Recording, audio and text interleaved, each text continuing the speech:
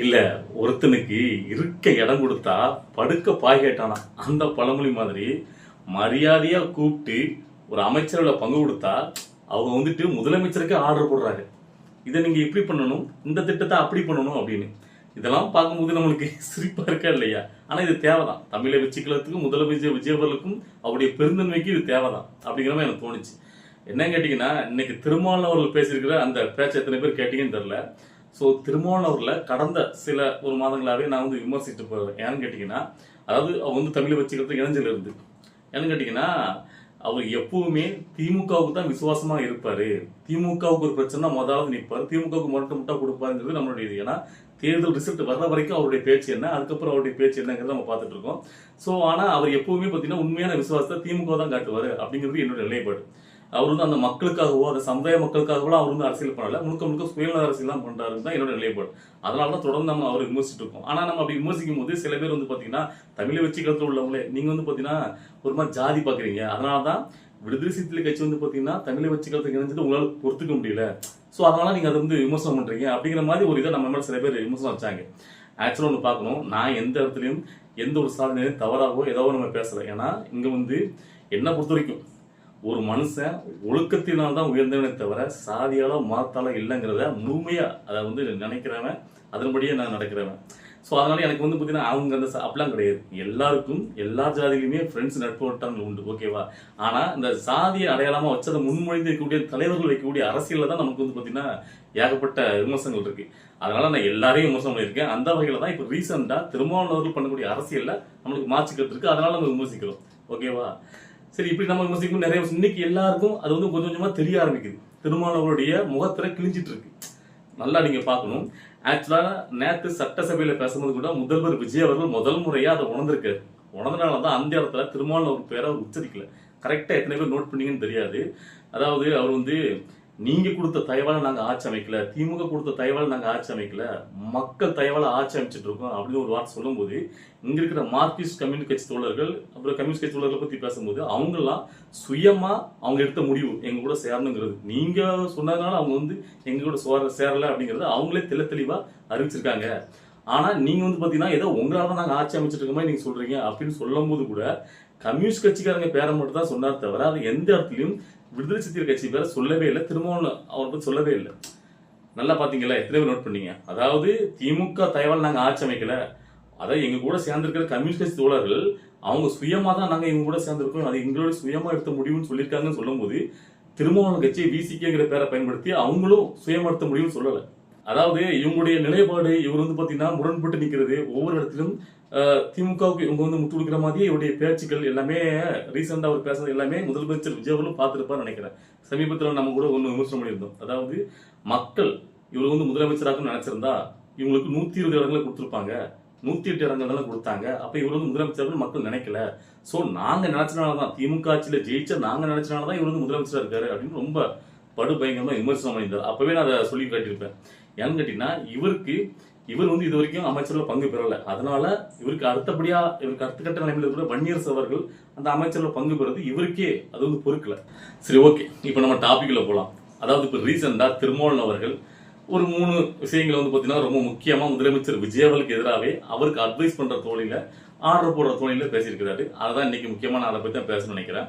அதாவது என்ன கேட்டீங்கன்னா, நேற்று சட்டமன்றத்தில் நடந்த விஷயங்கள் உங்க எல்லாத்துக்கும் தெரியும். அதாவது முதலமைச்சர் விஜய் அவர்கள் உரையில பேசும்போது எங்க உங்க அப்பாவை காணும் அப்படின்னு சொல்லி ஒரு நக்கலா, அதாவது மு.க. ஸ்டாலின் தோத்து போனதை குறிப்பிட்டு ஒரு நக்கல் பண்ணியிருப்பார். அது ஏன்னு கேட்டீங்கன்னா, எங்களுக்கும் நக்கல் நையாண்டி பண்ண தெரியும், ஸோ அதனால நீங்க பார்த்து பேசணும் அப்படிங்கிறதுக்கு எதிரணியருக்கு பதிலடி கொடுக்குற விதமா. ஏன்னா அதுக்கு முன்னாடி எதிரணியினர் ரொம்ப நக்கலா, அதாவது பேட்ச்லாம் அணிந்துட்டு வந்து வாயை தொடங்க சிஎம், வாயில என்ன பிளாஸ்டரா விட்டிருக்கீங்க அப்படி இப்படி ரொம்ப நக்கல் பண்ணி உங்களுடைய ஆட்சி சோபா மாடல் ஆச்சுன்னு சொல்லி ஏகப்பட்ட விமர்சனங்களை வச்சாங்க, ஓகேவா?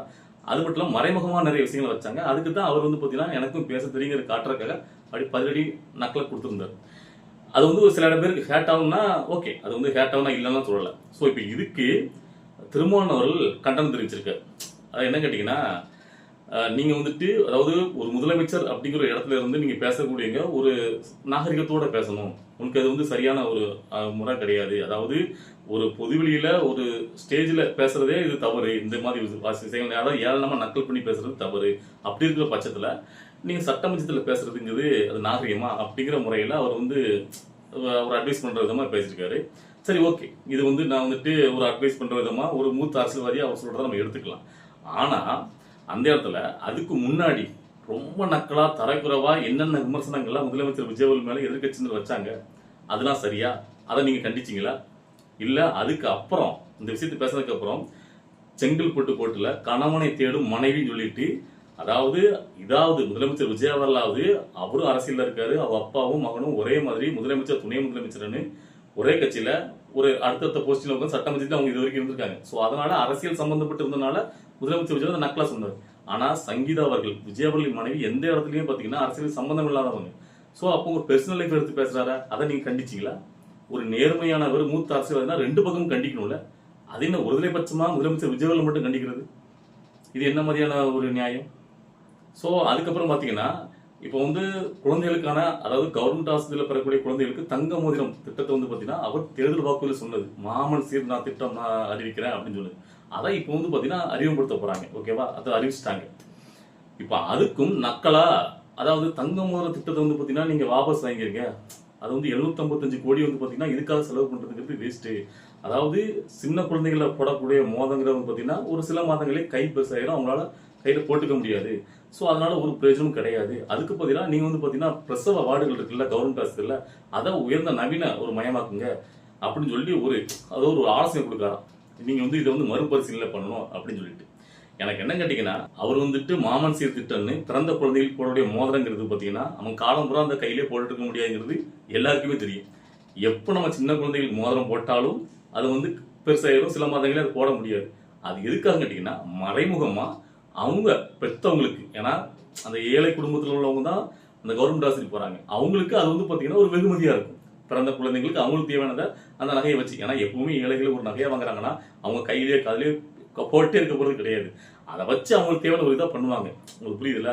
அதை ஒரு மாமன் சீர் திட்டமா குழந்தைகள் பிறந்ததுக்காக அவர் அளிக்கிறார். அது அவருடைய ரொம்ப நாள் ஒரு திட்டம், ஒரு ஆசை. உங்களுக்கு புரியுதுல்ல? அவர் வந்து சாதாரணமாவே அவருடைய பிறந்த நாள்ல அவங்களுக்கு வந்து அவர் பிறந்தநாள் அன்னைக்கு பிறந்த குழந்தைகளுக்குலாம் அவர் தங்கமோதிர திட்டம் போடுறது அவர் ரொம்ப வருஷமா பண்ணிட்டு இருக்க விஷயம். இப்போ அவர் முதலமைச்சர் ஆயிட்டாரு, அவர் குறிப்பிட்ட இடத்துல மட்டும் பண்ணதை தமிழ்நாடு முழுக்க நான் பண்றேன், அது வந்து எல்லாருக்குமே அப்படின்னு சொல்லி அவர் அனௌன்ஸ் பண்றாரு. இது ரொம்ப நாள் அவருடைய கனவு, அதான் பண்றாரு. நான் கேட்கிறேன், அதாவது கவர்மெண்ட் ஆஸ்பத்திரி எல்லாம் உயர்ந்த தரமாக்குறது நல்ல விஷயம் தான். ஆனா இந்த மாதிரி ஒரு ஆலோசனைலாம் ஏன் வந்து பாத்தீங்கன்னா திமுக ஆட்சியில் இருக்கும்போது நீங்க சொல்லல? திமுக எவ்வளவோ திட்டங்களை அறிவிச்சாங்கல்ல, அப்பெல்லாம் இது வந்து திட்டம், இதுக்கான திட்டம் ஒரு பிரயோஜனம் கிடையாது, இதை இப்படி பண்ணுங்க அப்படி பண்ணுங்கன்னு என்னைக்காவது நீங்க ஆலோசனை சொல்லியிருப்பீங்களா? நான் கேட்கிறேன். அதாவது அதனாலதான் உங்களை வந்து பாத்தீங்கன்னா அந்த பாரம்பரியமாக இருக்க கட்சிகள்லாம் உங்களுக்கு வந்து பாத்தீங்கன்னா அமைச்சர்கள் இடம் கொடுக்கல. ஏன்னா உங்களுடைய லெவல் என்னங்கிறத அவங்க புரிஞ்சிருக்காங்க. நீங்க எப்படி எல்லாம் பாத்தீங்கன்னா அதாவது கொஞ்சம் இடம் கொடுத்தா நீங்க அடுத்தாப்புல அது மாதிரி கேட்கிற ஆள் நினைக்கிறேன். அது என்ன, நீங்க வந்து ஒரு முதலமைச்சர் பண்ற திட்டத்தை வந்து நீங்க வந்து நக்கல் நையாண்டி பண்றது, அது வந்து அப்போ என்ன சொல்ல வரீங்கன்னு கேட்டீங்கன்னா, முதலமைச்சர் விஜய் அவர்கள் பண்ண திட்டம் ஒரு அறிவில்லாம ஒரு தற்குத்தனமா இருக்கு, அதனால பாத்தீங்கன்னா அந்த இத்தனை கோடி ரூபாய் செலவு பண்றது பிரயோஜனம் கிடையாது அப்படிங்கிறத மறைமுகமா நீங்க விஜய் அவருக்கு பாடம் எடுக்கிறீங்க முதலமைச்சருக்கு. ஏங்க அவர் சுயமா ஜெயிச்சு வந்திருக்காரு, அவர் பண்ற திட்டங்கள் சரியா தவறா நீங்க பேச வரல, அது அவருடைய சுயமா அவர் வந்து முடிவெடுத்த திட்டம், அவர் வந்து தேர்தல் வாக்குறுதியில சொன்ன திட்டம், புரியுதுங்களா? அதுல நீங்க மாத்துங்க இப்படி பண்ணுங்கன்னு சொல்றதுக்கு உங்களுக்கு என்ன ரைட்ஸ் இருக்கு? உங்களால தனியா இருந்து ஏதாவது ஒரு இடத்துல ஜெயிக்க முடியுமா உங்களுடைய வாக்குறுதியில சொல்லி? அது என்னன்னு கேட்கிறேன். இல்ல இது வந்து இவங்க வந்து ரொம்ப புத்திசாலியா முதலமைச்சர் விஜய் வந்து பாத்தீங்கன்னா அவங்களுக்கு வந்து அவ்வளவுக்குள்ள அறிவான திட்டங்களை அவங்க அறிவிக்கல. சரி, திமுக என்னென்ன திட்டங்களை அறிவிச்சலாம் நம்ம ஒரு லிஸ்ட் போட்டு பார்ப்போமா? நான் சொல்லிட்டு போனா எவ்வளவோ சொல்லலாம். சோ அப்பெல்லாம் உங்களுடைய புத்திசாலித்தனத்தை நீங்க அங்க காட்டலையே. இல்ல இப்போ கூட கூப்பனுக்கு நீங்க மிக்சி வாங்கலாம், கிரைண்டர் வாங்கலாம், அதை வாங்கலாம், இதை வாங்கலாம். ஏன் கலைஞர் அவர்கள் வண்ண தொலைக்காட்சி பெட்டின்னு கொடுத்தாரு. எல்லா வீட்டுலயும் டிவி பாக்குறது முக்கியமா, சாப்பிட்ற சாப்பாடு முக்கியமா? அப்ப அவங்களே தரத்தை உயர்த்திலே நீங்க டிவி கொடுத்தீங்கன்னு யாராவது கேட்டீங்களா? இல்ல எப்பவுமே அது என்னன்னு கேட்கிறேன். மத்தவங்க வீட்டுலாம் திமுக எல்லாம் இருக்கும்போது கப் சிப்புன்னு இருக்கீங்க. அதே இது முதல்வர் விஜய் உங்களுக்கு மரியாதை கொடுத்து ஒரு அமைச்சர் இடம் ஒதுக்காரு. ஆனா அவர்கிட்ட வந்து பாத்தீங்கன்னா அப்படி புத்திசாலித்தனத்தை அப்படி காட்டுறாங்களாம். இதுல இன்னொரு குடும்பம் என்னன்னு கேட்டீங்கன்னா, அதாவது உங்களுக்கு தெரியும், அதாவது தூய்மை பணியாளர்கள் எங்களை வந்து கவர்மெண்ட் ஸ்டாஃபா மாத்துங்க, தனியார் கொடுக்காதீங்க அப்படிங்கிற போராட்டம் திமுக ஆட்சியில் இருக்கும்போது எந்த அளவுக்கு பயங்கரமா நடந்துச்சு உங்களுக்கு தெரியும். அப்பெல்லாம் இருக்கிற இடம் தெரியாம அப்படி அமைக்கிட்டு இருந்துக்கிட்டு இப்போ வந்துட்டு இவர் சொல்றாங்க, அதாவது தூய்மை பணியாளர்கள் அவங்களுக்கு வந்து பாத்தீங்கன்னா பிரைவேட்ல நீ கொடுக்க கூடாது, நீ தனியார் மயமாக்க கூடாது அப்படின்னு சொல்லிட்டு இவர் இன்னைக்கு அறிக்கை விடுறாரு. திருமாவளவர்கள் பேசும்போது சொல்றாரு, ஏங்க அப்போ திமுக கூட்டணியில இவ்வளவு நாள் முரட்டு முட்டா கொடுத்துட்டு இருக்கும்போது இந்த தூய்மை பணியாளர்கள் கஷ்டப்படுறது உங்களுக்கு அப்போ வந்து தோணலை. அப்போ வந்து நீங்க வந்து ஏன் வந்து அதை வந்து பயங்கரமா நீங்க தான் அந்த கூட்டணியிலேயே இருந்தீங்கல்ல, அப்போ உங்க அந்த மக்களுக்காக நீங்க வந்து குரல் கொடுத்துருக்க வேண்டாமா? அது எப்படி நீங்க தனியார் மயம் அவங்களும் அதே தானே சொன்னாங்க. அவங்க வந்து அந்த கவர்மெண்ட் அதாவது அந்த மக்களுக்கு தனியார் மயமாக்குறதுல எனக்கு வந்து விருப்பம் கிடையாது. அவங்க மக்களுக்கு கண்டிப்பா அவங்க வந்து கவர்மெண்ட் ஸ்டாஃபா அவங்க மாத்தணும், அவங்களுக்கு கிடைக்கக்கூடிய நீதியெல்லாம் கிடைக்கணும், அதெல்லாம் எனக்கு மாற்றுக்கிறது கிடையாது. அதாவது இந்த கருத்துல எனக்கு வந்து மாறுதல் கிடையாது. ஆனா திருமாவளவன் அவர்கள் நீங்க திமுக இருக்கும்போது ஒரு மாதிரியும் தமிழை வச்சுக்கிறது இருக்கும்போது ஒரு மாதிரி நிலைப்பாட்டு இருக்கீங்களா, அதுதான் கேள்வி கேட்கிறேன். அப்ப அங்கெல்லாம் இருக்கும்போது அப்படி முரட்டு முட்டு அவங்க பண்றதுல நியாயம் பேச வேண்டியது, இப்ப மட்டும் என்ன அப்படியே இந்த மக்கள் மேல அக்கறையா உங்களுக்கு ஒண்ணும் கிடையாதுங்க. இவர் இப்ப என்ன நினைக்காருன்னு கேட்டீங்கன்னா, இவருடைய விசுவாசம் முழுக்க திமுக தான். ஓகேவா? அது என்னன்னு தெரியல, அங்க வந்து இருக்கிறதா இவர் அவ்வளவுக்குள்ள ஆர்வப்படுறாரு. இப்போ வந்து நம்ம வந்து இங்க வந்து சேர்ந்ததுக்கு அப்புறம்ல இப்போ முதலமைச்சர் விஜய் அவருக்கு ஒண்ணுமே தெரியாது, அவருக்கு அரசியல் அறிவு இல்லை, அரசியல் அனுபவம் இல்லை, ஸோ எங்களால் தான் ஆட்சி அமைச்சிருக்காரு, ஸோ நாங்கள் சொல்றதெல்லாம் அவர் பண்ணணும். எனக்கு மட்டும் ஒன்னே ஒன்று நான் சொல்லிக்கிறேன், முதலமைச்சர் விஜய் அவர்கள், நீங்க வந்து திருமாவளவன் சொல்றதெல்லாம் கேட்டு முடிவுன்னு நினைச்சீங்கன்னா இதுதான் நடக்கக்கூடாதுங்கிறக்காண்டி தான் நம்ம ஆரம்பத்துல இருந்து இவங்க வேண்டாம் வேண்டாம் சொல்லிட்டு இருந்தோம். ஏன்னா எல்லா இடத்துலயும் உங்களுக்கு வந்து பாத்தீங்கன்னா இவங்களுடைய இடையூறு இவங்களுடைய தலையீடு அதிகமாயிட்டே இருக்கும் எல்லா விஷயத்துலையும். நீங்க சுதந்திரம் முடிவெடுக்க முடியாது. ஸோ ஆனால் முதலமைச்சர் விஜய் அந்த அளவுக்கு விட மாட்டான்னு நினைக்கிறேன். ஏன்னா இப்போயே அவருக்கு கொஞ்சம் நல்லா புரிய ஆரம்பிச்சுட்டு அதை வந்து நீங்க வந்து அவங்களுடைய பேச்சுக்கெல்லாம் அடிபணியாதீங்க அப்படிங்கிறதா என்னுடைய எண்ணட்டம். இதுதான் மக்கள் நிறைய பேருடைய எண்ணட்டமும் அதுதான். ஓகேவா? நீங்க சொன்ன வாக்குறுதிகள் நிறைவேற்றுங்க, மக்களும் கூட இருப்பாங்க. சரி, ஓகே. இன்னைக்கு இந்த வீடியோ பார்க்கும்போது உங்களுக்குலாம் என்ன தோணுச்சு, நீங்க எல்லாரும் என்ன நினைச்சீங்க, நான் பேசுற கருத்துக்கள் ஏதாவது உங்களுக்கு மாற்று கருத்து இருக்கா, ஏதாவது சரி சரியா தவிர உங்களுடைய கருத்துக்களை கமெண்ட்ல பதிவு பண்ணுங்க. அடுத்த கட்ட அரசியல் நிகழ்வு பார்த்துட்டு நம்மளுடைய வீடியோ வரும். ஓகேவா? வெயிட் பண்ணுங்க. பாய்.